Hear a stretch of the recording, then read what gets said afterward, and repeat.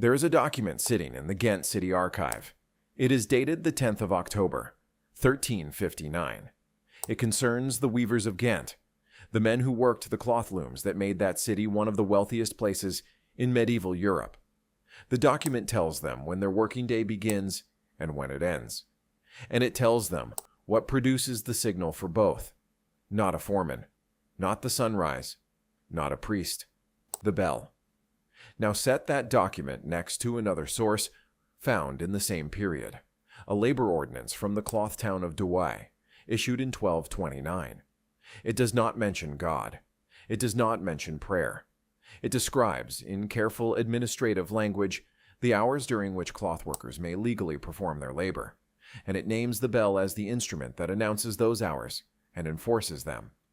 Workers who violated the bell's signal were fined. The fine schedule is included, 130 years separating those two documents, the same instrument, the same purpose, the same silence about anything sacred. Now set both of them next to the tourist placard at the base of the belfry of Bruges, one of the most visited medieval towers in northern Europe. The placard calls the bells part of the spiritual identity of medieval life. It does not mention the ordinances. It does not mention the fines. 3 sources, 1 bell, and somewhere between the ordinances and the placard, the purpose changed. Or the story did. The person who understood what that bell actually was is not a nobleman or a bishop. He is a cloth worker. He stood in a cold workshop in 14th century Bruges before dawn, waiting for a sound from a tower he did not control to tell him his labor could legally begin. His guild knew what the bell was for. In 1302, they proved it. If you enjoy these stories, then support the channel by liking and subscribing. Thank you. The accepted version of the church bell is a sacred instrument developed by early Christians to call the faithful to worship, sanctioned by Pope Sabinian in 604 AD, spreading through monasteries and parish churches as civilization itself spread. By the High Middle Ages, bells rang the canonical hours, matins, lauds, prime, terce, sext, none, vespers, compline, dividing the day into sacred intervals and pulling communities together through sound. The bell was the voice of God reaching across the rooftops. It told you when to pray. It oriented you in time when nothing else could. I'm in a world where almost no one owned any device for keeping it. That version is not wrong. It is incomplete. And what it leaves out is not a footnote. The belfry of Bruges was built around 1240. It housed the city treasury. It housed the municipal archives, the legal documents defining who owned what and who owed whom. It served as a fire watch and an observation post. Its bells announced, as the historical record consistently states, the time, work hours, fire alarms, and commercial and civic events across the cloth town. The building was not a church. It belonged to the city. The men who decided what it rang and when were not priests. They were the merchant drapers who ran the cloth trade and sat on the town councils that issued the labor ordinances. And here is where the official story gets difficult to hold. The word belfry does not come from anything sacred. It comes from the Old North French belfroy, a movable wooden siege tower, a weapon of war. The thing that houses church bells across medieval Europe was named in the language of the people who first built them, after a structure soldiers used to storm castle walls. By the medieval period, the term had shifted to mean any watchtower housing an alarm bell. The religious application came later, borrowed from a civic function that already existed. The bell did not begin in the sanctuary. It began on the wall. The labor records make this architectural fact concrete. The Douai Ordinance of 1229 is not an anomaly. Academic research on the cloth industry of medieval Flanders and Artois has found that nearly everywhere the working day was decided by urban authorities and announced by bells, and that this regulation predated and outlasted the guild system that history more commonly remembers. The bell did not supplement the labor system. It was the labor system's primary enforcement mechanism. The earliest known labor regulation through bell signal in the region precedes by decades the religious bell practices now treated as its origin. The system was also more detailed than the religious one. A working day in the Flemish cloth towns was not simply start and stop. The ordinances specified when workers could break for the midday meal, how long that break lasted, and when the evening signal released them. Different trades had different bells. Weavers answered to one sequence, fullers to another, dyers to a third. The merchant drapers who controlled the town councils controlled the bell schedule. The bell schedule controlled the labor supply. The labor supply controlled the profit. The sequence was not accidental. It was designed. In Flemish cloth towns, workers were required by ordinance to work by an open door or window, not for ventilation, so the sound of the bell could not be missed. The ordinances in cities like Ypres and Arras contain this requirement explicitly. Missing the bell was not an accident the law was prepared to excuse. In the Ypres fulling workshops, journeymen were legally prohibited from stepping into the fulling tubs before the working bell struck. Let that sit for a moment. You stood at the edge of the tub, in the cold, before first light in winter, and you waited. The bell decided when your labor had legal existence. Before it rang, you were not yet a worker in the eyes of the ordinance. After the evening bell, you were no longer one. The hours between those two sounds were the hours that belonged to the men who owned the cloth. This is the conflict those two documents from 1229 and 1359 produce when placed together. Not a religious community using bells for civic purposes on the side. A civic compliance system using religious infrastructure as its enforcement mechanism. The same bell, the same tower, the same sound, described one way in the ordinances and another way on the plaque. And the further from the ordinances history moved, the more the plaque's version became the only one most people ever heard. The Angelus bell, rung at 6 in the morning, at noon, and at 6 in the evening, has been described by church historians as a call to prayer, aligned to the devotional needs of the agricultural community. One church source acknowledges the scheduling plainly, noting the Angelus was rung at those hours to align the workday of the medieval farmer. The noon bell stopped the looms. The evening bell sent the workers home. The 6 o'clock bell told them their shift had begun. The prayer and the punch clock lived inside the same peal, rung from the same tower, interpreted differently depending on whether you were a priest writing about divine hours or a draper writing an ordinance about what happened if your weavers showed up late. If you've made it this far, you now know more about what those bells were actually enforcing than most people who have stood underneath one of these towers and looked up. Now listen to this. The curfew bell is where the civic compliance function becomes impossible to describe as accidental. The word curfew comes from the Old French couvre-feu, cover fire. William the Conqueror ordered its enforcement 2 years after Hastings in 1068.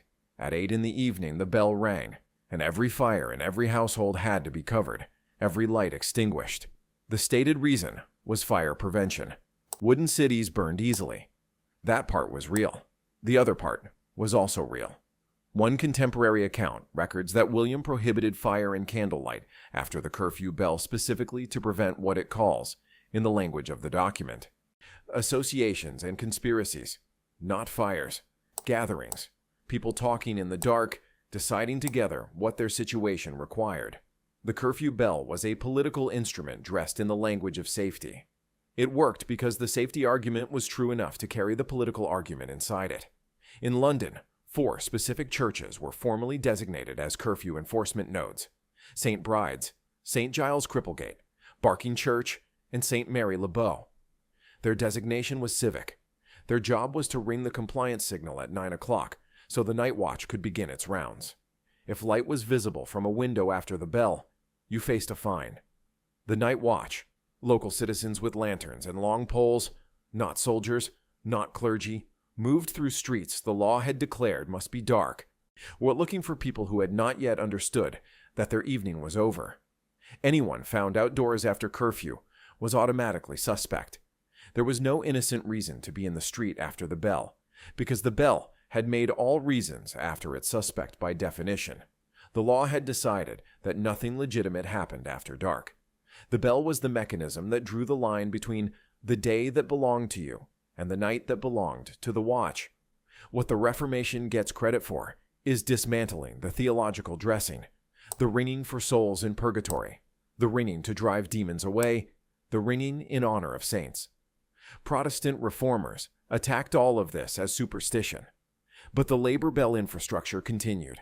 The curfew infrastructure continued. The civic use of the sound to regulate movement and work and time persisted entirely intact. What changed in the Reformation was what the bell was officially for. What stayed the same was what it actually did. The belfry of Ghent began construction in 1313.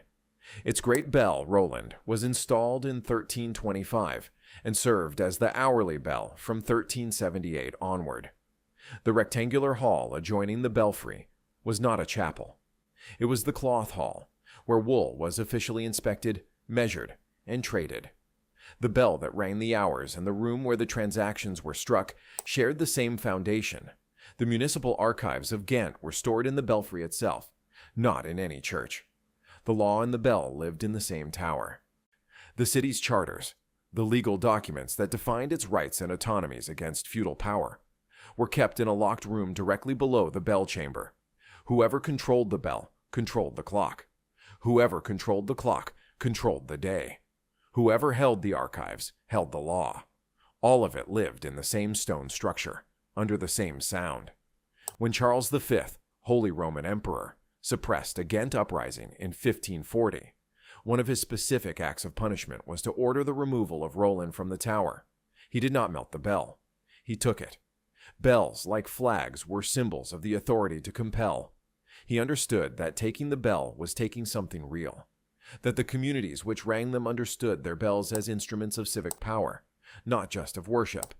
He was not wrong. The cloth workers of Flanders had understood this from the other side for over a century. Between 1225 and 1250, the first documented labor strikes in medieval Europe occurred in Douai and Ghent, the same cities whose bell ordinances are the most detailed. This is not a coincidence that is easy to explain away. The most regulated workers, the ones whose hours were most precisely carved out by the bell, were the first workers in Europe to refuse those hours collectively. In 1280, strikes broke out across virtually every major Flemish city simultaneously: Bruges, Ghent, Ypres, Saint-Omer, Douai. In 1302, it crystallized.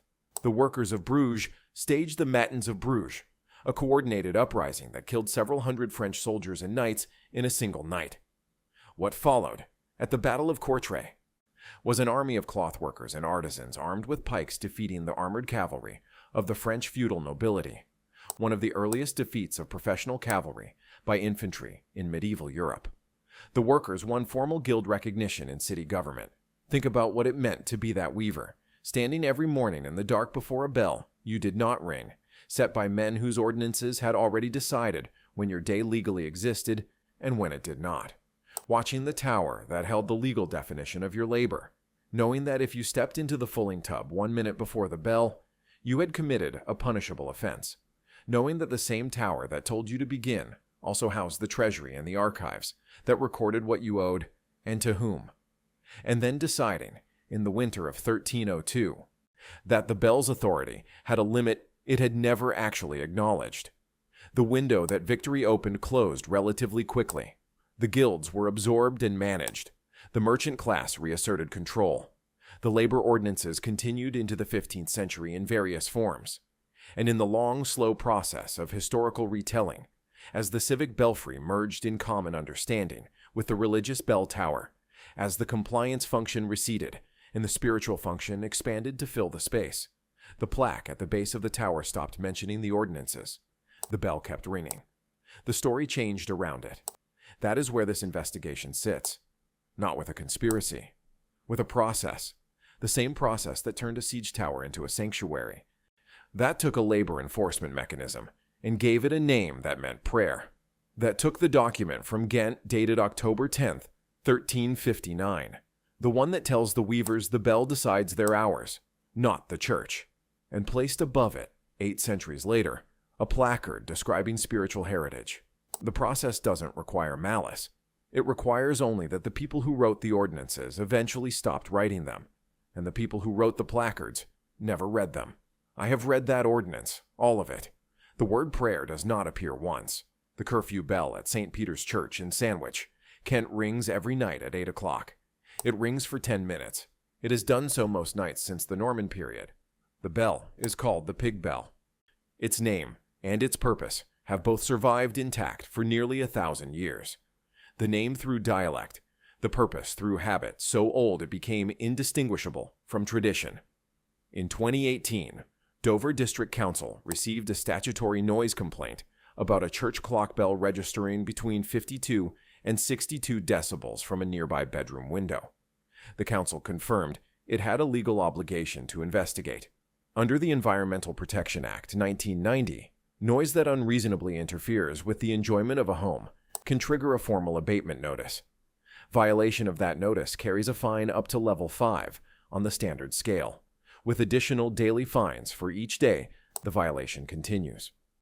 The Central Council of Church Bell Ringers distributes formal legal guidance to tower captains across England on how to navigate enforcement proceedings. The right of appeal must be exercised within 21 days of service.